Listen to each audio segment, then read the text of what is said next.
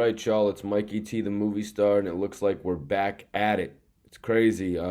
More paperwork has dropped. I guess you could say it's the second day of the testimony that has dropped of Taz. So let's get right into it. We're going to read this whole thing. We're going to break it down into a few sections. I might do it a little bit different than I did before and just read the whole thing to you. So, okay, Mr. Stewart can come out, please, and then we'll bring the jury in, please. Mr. Stewart's on the witness stand. The jury enters the courtroom at 9:05 a.m. that morning. The court, all right, good morning, ladies and gentlemen. Gentlemen of the jury, the witness is on the witness stand. Mr. Goldman will continue his cross-examination, so it looks like we're getting back into ARAB's lawyer's cross-examination. This should be interesting. Mikey T, the movie star, Report Card Radio. Everybody take a minute to subscribe. Follow me on the gram, Mikey T _ the movie star, and let's get right back into this. All right. Good morning, ladies and gentlemen of the jury. The witness is on the stand. Mr. Goldman will continue his cross-examination. Mr. Stewart, state your name for the record, please. The witness, Dantes Stewart. The court, you're still under oath. Please proceed. So here goes the official cross-examination right here by Mr. Goldman. Mr. Stewart, just as a preliminary matter, how many times did you take your son on drug deals or gun deals? That one time. What's that? That one time. Just that one time? Yeah. Why did you do it that time? I was dropping him off. All right. I want to go through your prior record, then move on to a new subject matter. The one matter that we discussed was you were charged with firing a shot at a police officer, and you denied that you shot at him. Mr. Wetherall comes in. Objection, Judge, as to what he was charged with. It's what he was convicted of or pled to. The court, Mr. Goldman, ask a different question. Mr. Goldman comes back. Yeah, the date of the offense was July 7th, 2004. You entered a guilty plea to aggravated assault, correct? Correct. And you received 11 and a half to 23 months and 5 years probation after that. Is that correct? Wow, he received 11 and a half to 23 months, 5 years probation for shooting at a police officer. That's interesting. So he says, is that correct? Correct. Moving on to the next one, you were charged with on August 22nd, 2006, The offense was aggravated assault. It was a felony conviction. You agree with that? Correct. I ain't sure. Was it? I ain't sure. In any event, you were prohibited as a former convicted person of possessing a firearm. You're aware of that? Yeah. Okay, so on August 22nd of 2006, which is about a year after you were sentenced, you were charged with possession of a prohibited firearm, and you entered a guilty plea to that. Did you not? Yeah. And you also had crack or cocaine on you that day. Yeah. You were sentenced in 2007, March 21st, 2007, to 1 to 2 years incarceration. Do you recall that? 1 to 2 years? Question mark. Yes, that's what the current court documents say. Yeah, I don't recall that. Okay, the next one. You violated probation on that case, and you were sentenced to 3 to 6 years in prison for violation of probation. Do you remember that? Yeah. And the case that was the violation, do you remember being charged with cutting a woman about her face and punching her several times? Wow. So Taz has a case where he struck a woman, lacerating her and punching her in the face several times. Wow. So we got some more information coming out here about Taz. Salute to Arab's lawyer. You know, this just makes him look even worse. Did you plead guilty to that offense? No. Well, that's the offense that the court records indicate. Mr. Wetherall, objection. Mr. Goldman, I'm just seeing if it refreshes his recollection. Mr. Goldman continues, you pled guilty to an assault in that case. Do you remember that? Never had a case like that. You never had a case like that? No. The next case would be July 24th, 2012. You were charged with possession with intent to deliver crack cocaine and marijuana. Do you remember that case? I was incarcerated in 2012.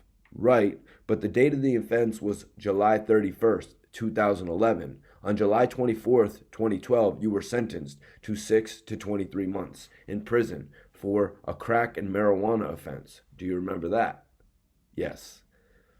You see how Taz is trying to flip it up? You saw earlier that just because he was charged in a particular year, 2006, he wasn't sentenced until 2007. Same thing happened here. He was charged in 2011, sentenced in 2012, but he tried to use the fact that he was already in jail to not remember it. This isn't the most credible witness they've got on the stand here. So then if we go chronologically on dates of offense, of what offense you committed, what was the gentleman's name that was involved with the death of your brother? Andre? Andre Moore. Yeah, Andre Moore. Yeah. Okay, June 5th, just this year, you were charged with murder of that gentleman, correct? Correct. And in that case, that stems from you chasing a guy in the street, shooting him when he fell down, and then shooting him when he was on the ground. Do I have that correct? Correct. You intend on pleading guilty to that one? Correct. That sentence is awaiting you, is it not? Right. In that case, you agreed with me that when you're shooting at somebody on the ground multiple times, that was an intentional killing by you, correct? Correct, Taz says. And then chronologically, we come up to October 14th, 2017. Robbie Johnson is murdered. That's the case that you testified about. In that case, he was shot about 4 or 5 times while he was in the car. Is that correct? I believe so. And in fact, more than 4 or 5 times. And in fact, more than 4 or 5 shots were fired.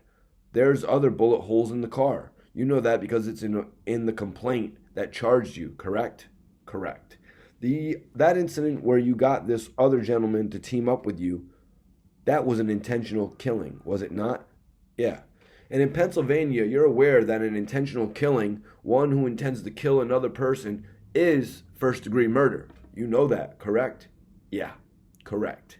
Yeah. You also know that first-degree murder is a mandatory life imprisonment. You know that, correct? Correct.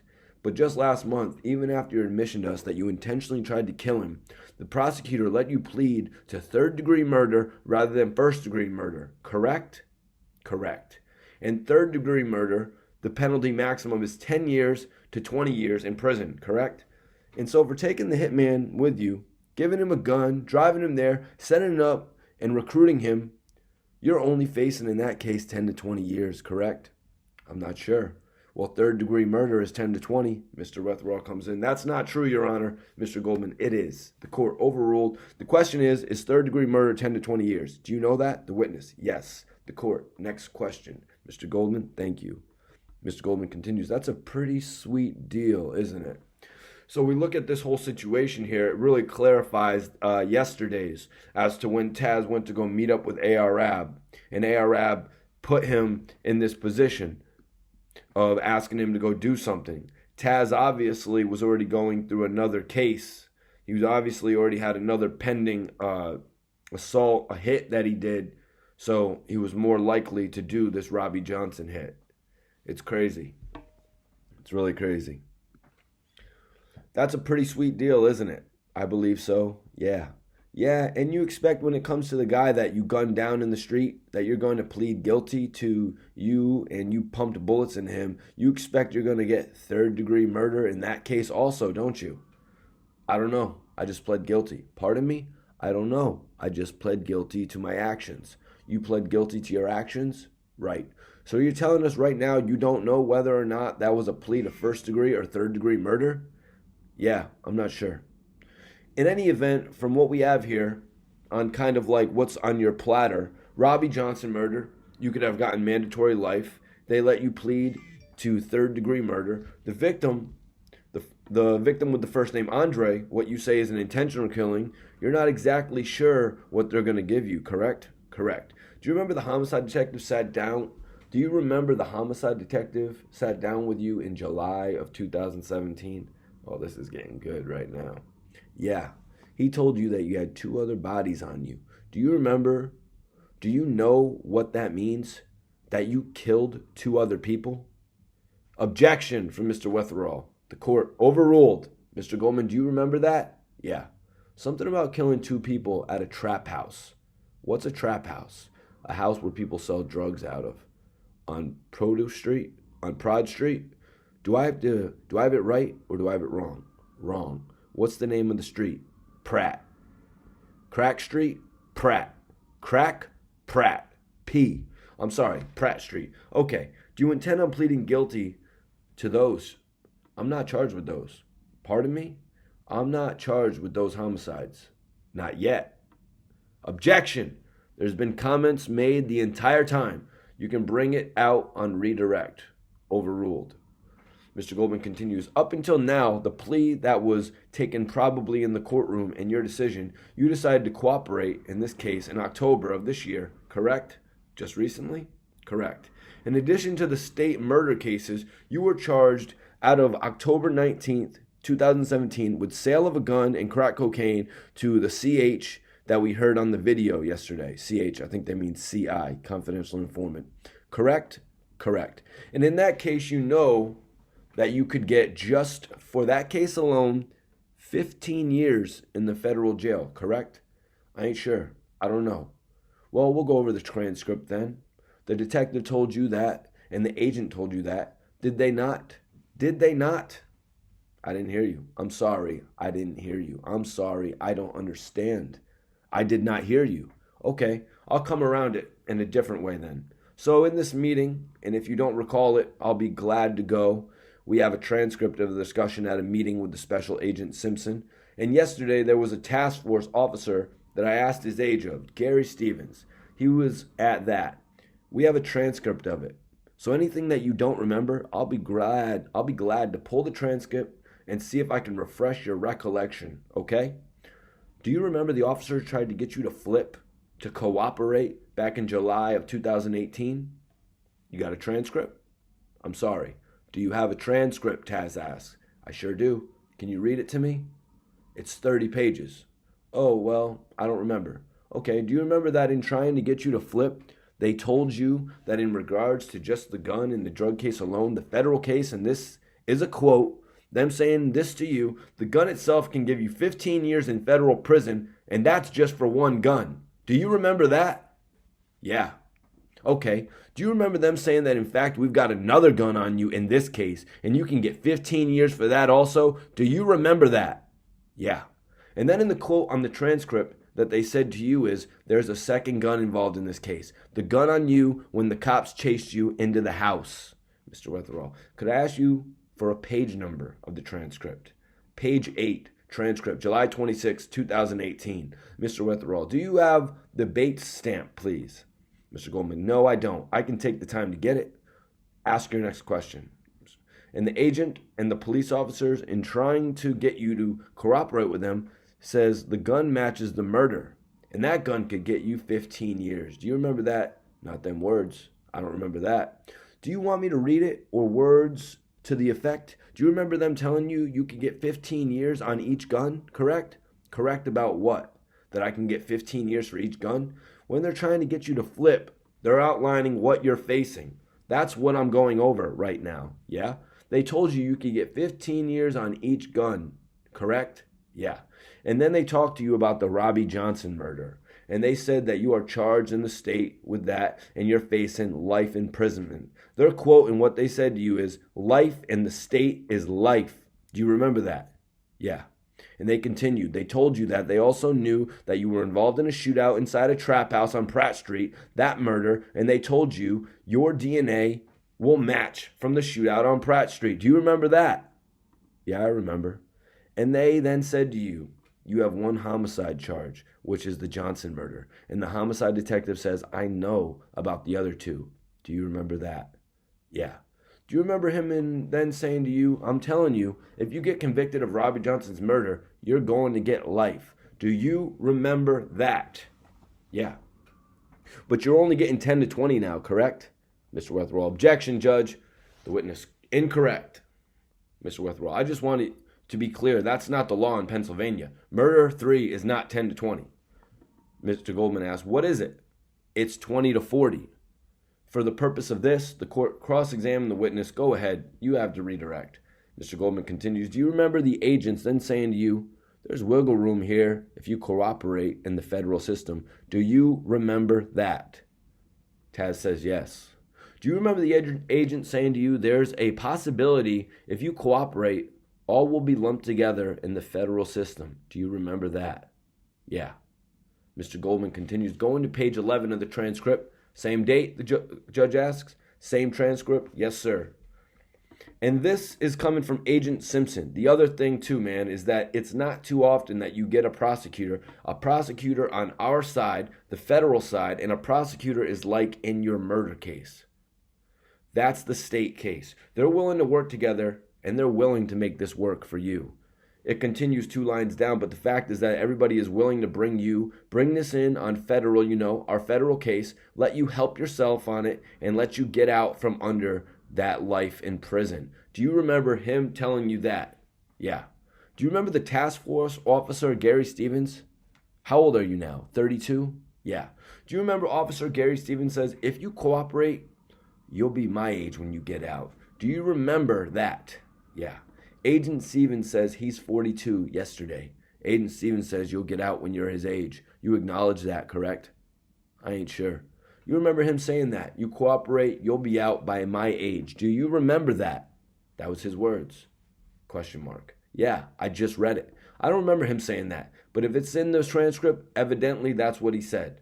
There's a Philadelphia homicide detective there on page 16. He says to you, the ultimate goal for you is how can I do as little time as possible in prison?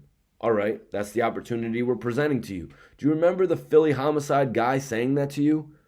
I remember the Philly homicide, but I don't remember him saying that to me. If it's in the transcript, I'm telling you, it's in the transcript. If it's not, the prosecutor will correct me. Do you accept that? Do you want to see it? The court, no. The witness, no, I don't want to see it. Wow, of course he doesn't want to see it. The man turned down his whole group just so he didn't have to do a life sentence, but he thinks he's going to get out in 10 years now. It's unjust. It's unjust if he gets out in 10 years with all these bodies. It's unjust that they're giving him the opportunity to save his own life and put a bunch of other people in jail for meaningless drug charges. Sorry for calling them meaningless, but compared to a body, compared to homicides, drug charges are meaningless. So, and the only the reason this isn't really happening is because the reason it's not in Ab's favor is because none of them men will snitch. It was just this one guy in OBH who wasn't even really a member of OBH. He was an associate. So you will not hear me refer to Taz as a member of OBH. So you didn't decide to flip back there in July of 2018, but you did just about a month ago. And you are now looking at a lot of time before Judge Bailison, correct? Correct. Now you entered what's called a cooperation plea agreement with the government, did you not? And maybe this is where we'll take it from the next video when Taz goes in on his cooperation agreement. Stay tuned because we'll get into the details of Taz's cooperation agreement. All of that I just read was pretty crazy. There's a lot more in this, apparently, that goes into the jealousy that Taz had for ARAB dating all the way back to 2010. So please stay tuned. I'm going to keep y'all informed. Mikey T, the movie star here. Report Card Radio. Please subscribe. Follow me on the gram at Mikey T _ the movie star. Appreciate y'all. Love.